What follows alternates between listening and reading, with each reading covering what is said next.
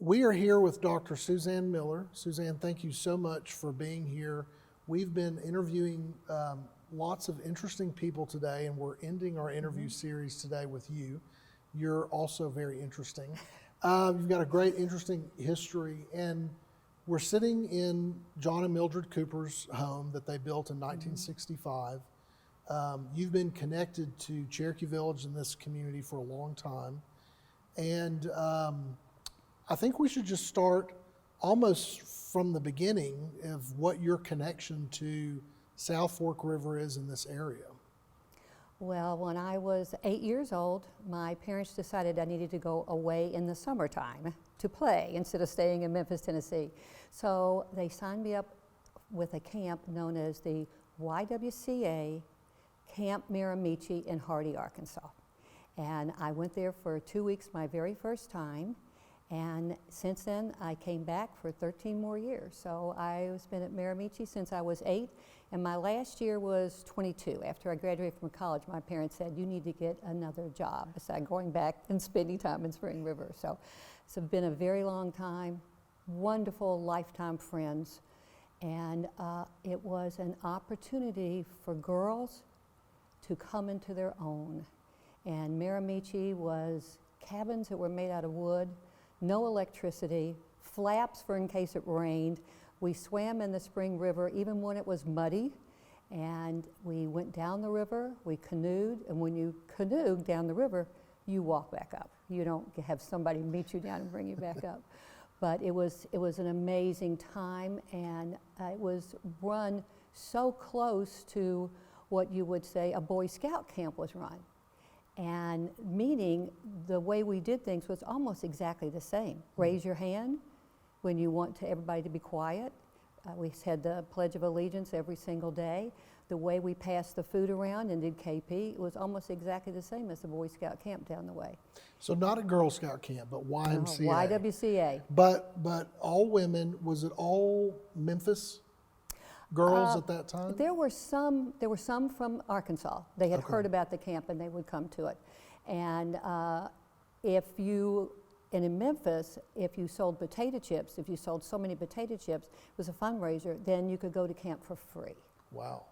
So we had all social economic groups going to camp. And it was just amazing because you didn't realize who you were hanging out with.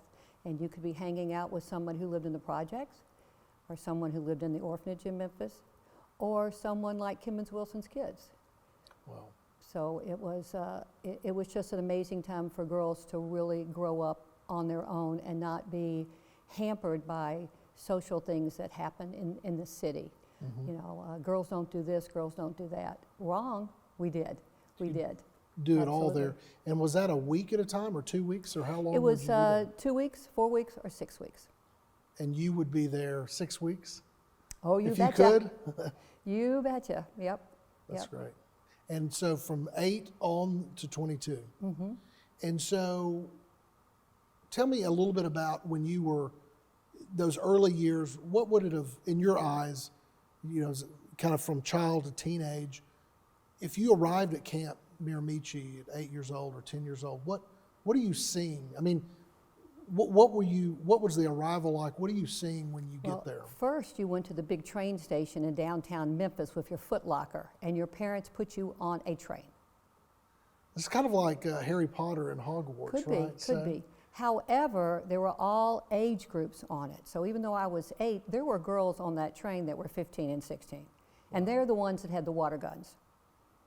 So by the time we got to Hardy, the train was soaked. Are you in a car, all the girls that All are the going? girls were in one car on a train that got off at the Hardy station that's there now. Wow. And when you got off, you were put into a gigantic cattle car with mattresses on the bottom, and you stood up in the back, and that's how you got transported over to the camp.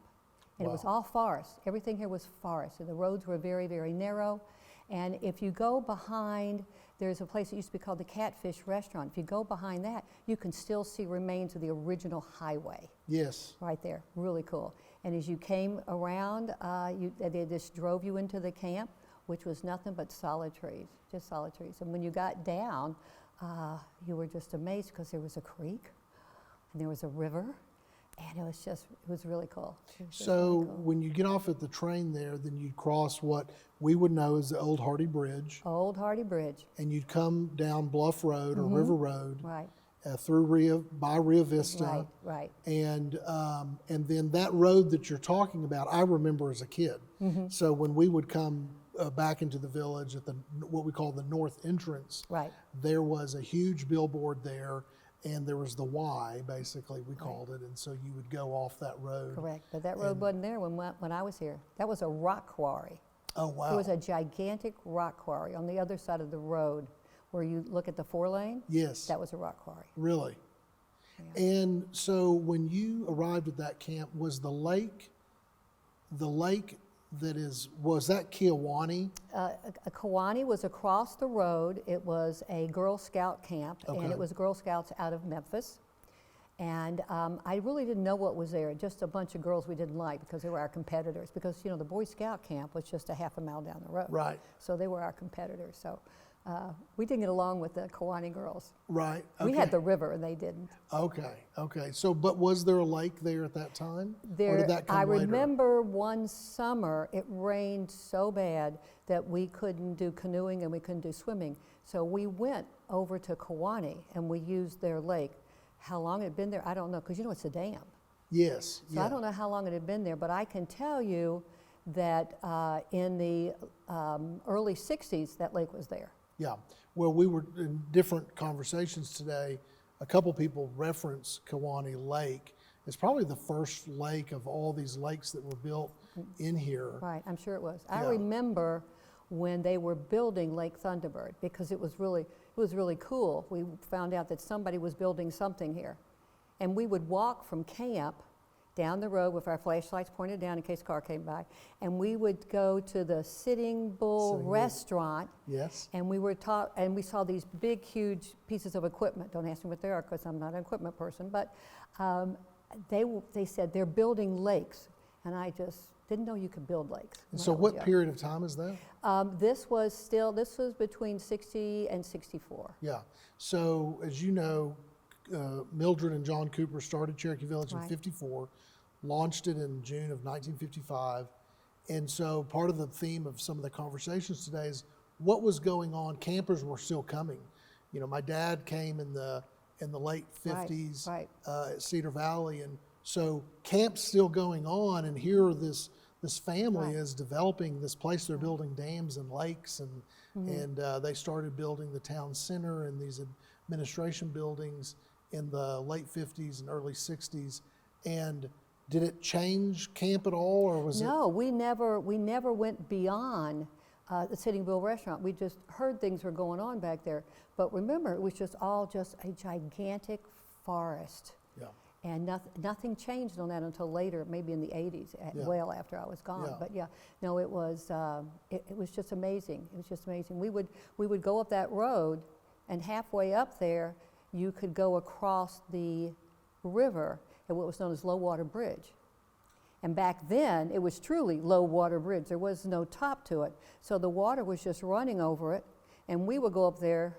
We would take the camp, when I was a counselor, we took the campers, and when I was a camper, we went up there with our bottle of Prel shampoo, and we would lay down where you went across the road, we would lay down underneath it with the water coming over it, and we would just all put Is this- Prel shampoo all over our hair, and then we had tons of soap suds going down the river. Would this be around where Flathead is now?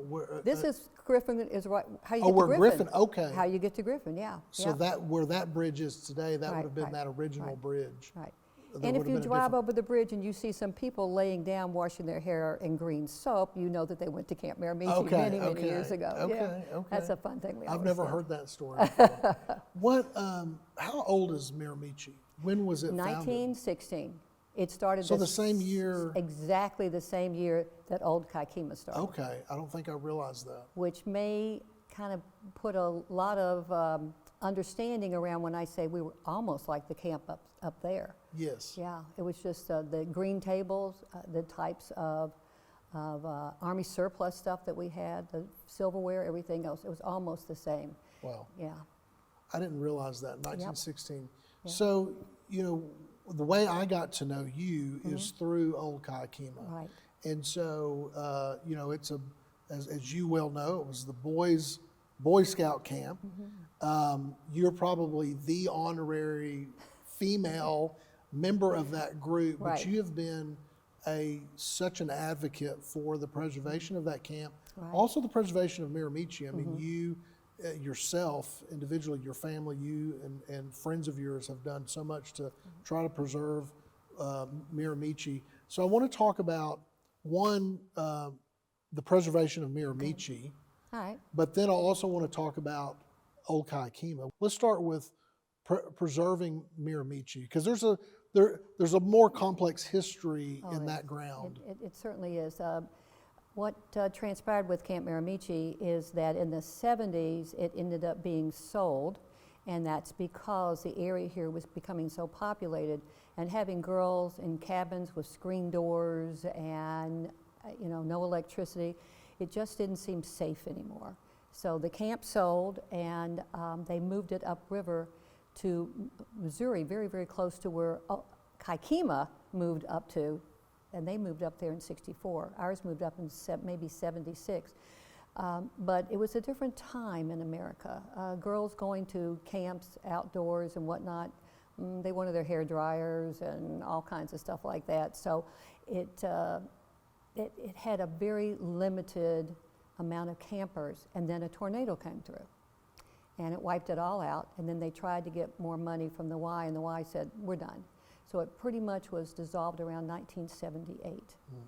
And then in 2005, I received a call from somebody that said, are you the Suzanne Hilton that went to Camp Miramichee? And I went, yeah, who are you? And so we had our first reunion in 2005. We all came up here, all of us grown up now, and we were devastated at the camp. We were just devastated. It had been broken up into pieces, and little cabins here and there, and old trailers just cluttered it. It was just a mess. I mean, most of us just kind of just stood there when we first got here and just cried, because what happened to our camp? Well, that was 2005, and then a bunch of us said, well, this is ridiculous, we need to do something. So a few of us started buying back our camp, and it wasn't our camp anymore. It was land and it was property. And today, I would say to you, the Miramichee property is owned by either Miramichee girls or Friends of Miramichee, probably 7/8 of it. Wow. So we're really excited about it. And then Lynn Crawford, who is, she wasn't even my camper, she's that young when I was a counselor, but Lynn Crawford has done a tremendous job of restoring the Unit 4 Hill, which are dilapidated old cabins that were there. It looked like what the old Kaikima looked like. But she and her husband and her dad, Jim Crawford, have restored that. And if you stay there on her Airbnbs, you feel like you're right back at Camp Miramichee. Wow. So they've done a really, really good job. And the property that I own there, I have Airbnbs on it. And my daughter decided to move up from Orlando, Florida, so she's there now. And of course, I'm here up in Cherokee Village. But it's been a wonderful opportunity to keep not just a part of my past, but a part of what has made so many women successful, to really have self-esteem and to go out and be on their own. There's so many of us. Kathy Bates went to Camp Miramichee. I was her counselor.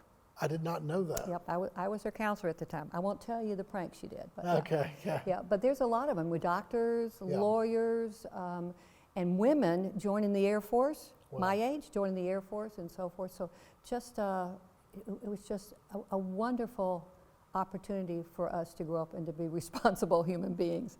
Yeah, it was a great opportunity. Have you ever stopped to think, because you've been very successful and you've done a lot in your life and your career, have you thought, take Miramichee out of that? What does that look like? I've heard you talk about this impact before. Oh.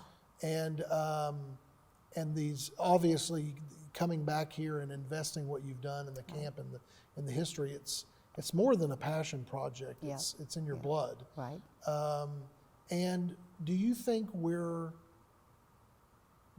do you see, you talked about the 70s, people moving away from camps. Right. Do you see a trend moving back? Oh, absolutely, absolutely. you know, what nature does for you is amazing. And Old Kaikima, we've turned into a youth camp, and we have foster kids coming for free. We have people who return from the service, like the Air Force used the camp to help people returning to acclimate with their families back again, and they've used that camp. And there's nothing like having a river and living in cabins and cooking on fires and singing around the campfire. I mean, it really puts an essence of your spirit and your soul together. It really, really does. I think my sense is, you know, John and Mildred Cooper came in the 40s. They had a house near the South Fork River, on the South Fork River, kind of their own ranch. They fell in love with the river. They fell in love with this place. I think they fell in love with what you're talking about as a retreat for their family. And I think, you know, we know Mr. Cooper saw post-World War II, he saw forward on what was happening with baby boomers, the baby boom generation, consumerism, the interstate highway system, Social Security and retirement. He saw these things coming together. He was of that age of the Sam Waltons and the J.B. Hunts and these folks who were seeing big things happening in consumerism, and blazed this trail and created this community that became replicated all over the country, this model. But I think even as successful as it was, and we're sitting here in this community that they started, I think at its essence it was really all about nature, the Ozarks, the river. These things that you're talking about that are really timeless. And that if you're sitting in an inner city, or you don't know where your food comes from, or you don't understand, you've never been out in nature, just walking in the woods, it's hard to really grasp that. And so coming to a place like this must have been very transformative for young people. Oh, absolutely, absolutely. You know, and you hear things in the city, you hear things, but then when you're out here, you can really put together the things of God and spirit. And it's sometimes it can be overwhelming because they've never seen an eagle. They've never seen an eagle fly, and they've never seen water going down rapids and whatnot, and how does it go there, and how they've never seen nature, truly things that God gave us. They've never seen them. And what about the camps? Did you also learn skills? So I think one of the things that you said was it empowered you to do things that you may not have thought you could do. Whether it was a sport, or whether it was archery, or whether it was making something, or building something, building a fire. Right. You learned skills that you needed for the outdoors. And unfortunately, in today's society, we always say, what do you want? What do you want when we ask kids? You weren't asked, what do you want? You were told, here's what we're going to be doing today. I don't know how to do it. Well, let's learn. So you really learned all kinds of things. You learned to survive out in nature if you had to. You weren't told you can survive in nature if you have to, but you were told, guess what we're going to do? We're going to go on a sleep out. We would take army blankets and roll them up and learn to make our own sleeping bag.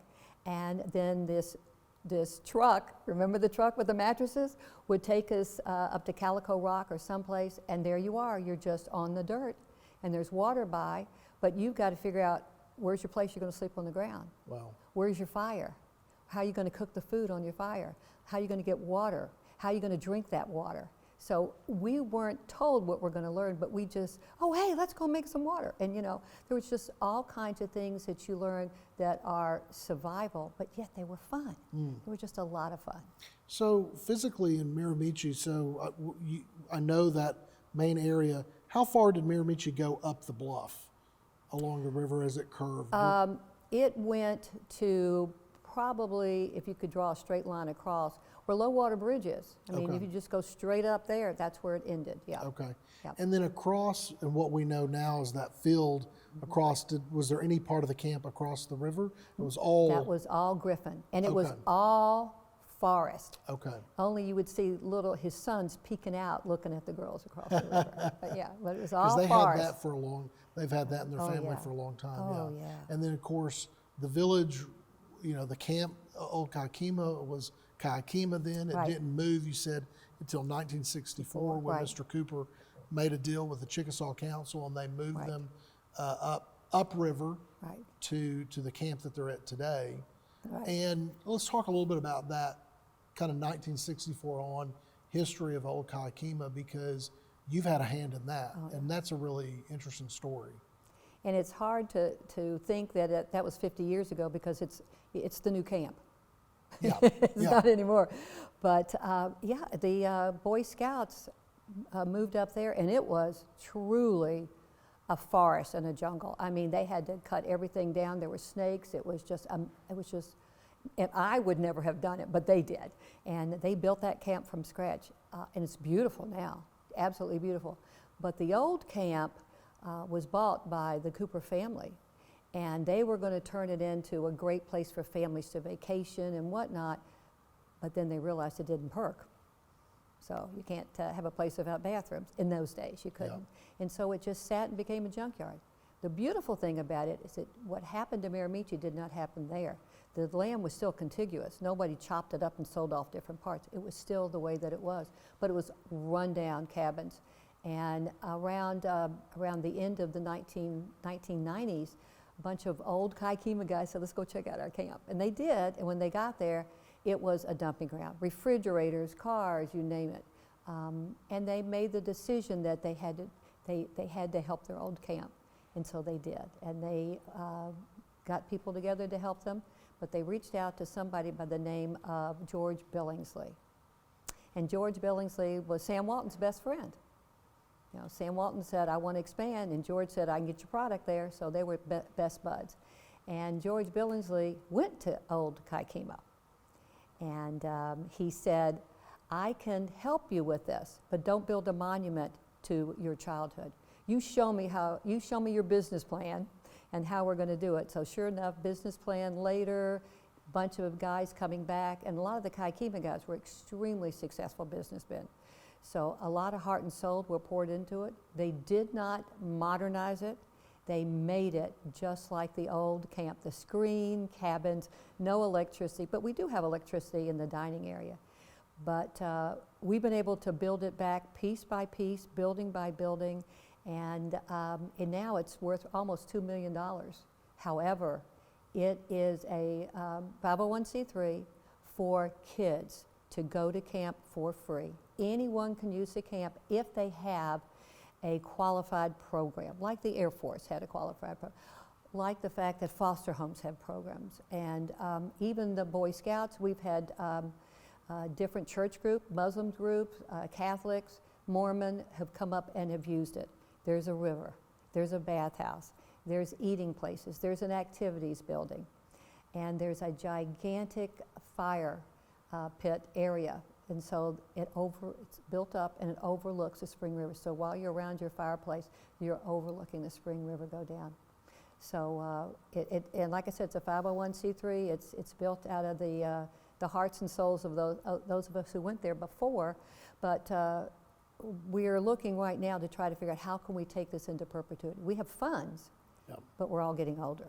So that's our problem. So since I moved back, I've gotten to know you through that camp, and so many people who have poured their, just sweat and blood and tears and money and time and passion into that project. And to me, it is such an inspirational project because you go there and see the photos in the lodge of the essentially bombed out rock foundations that were there.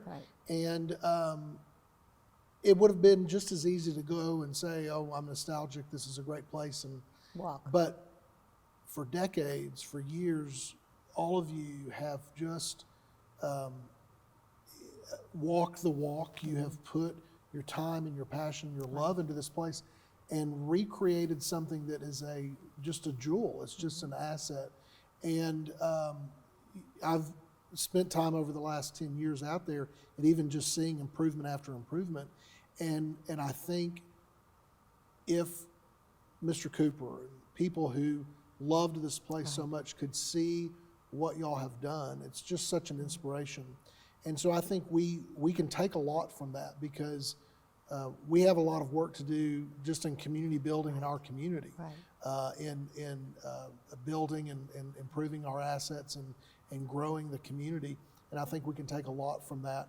But these are lessons that you talk about that really come from childhood, the childhood experience of Right. being in a community, in a diverse community, in these camps.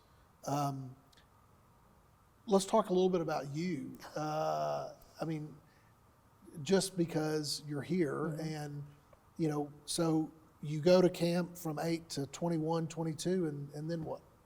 Well, and then I went off to college, and I went to University of Tennessee.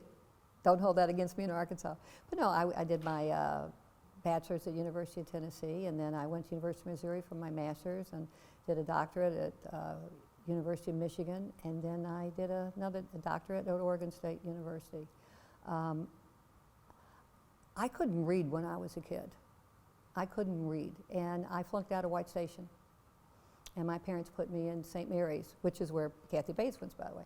My parents put me there, and I finally was able to make a decent score to get into college.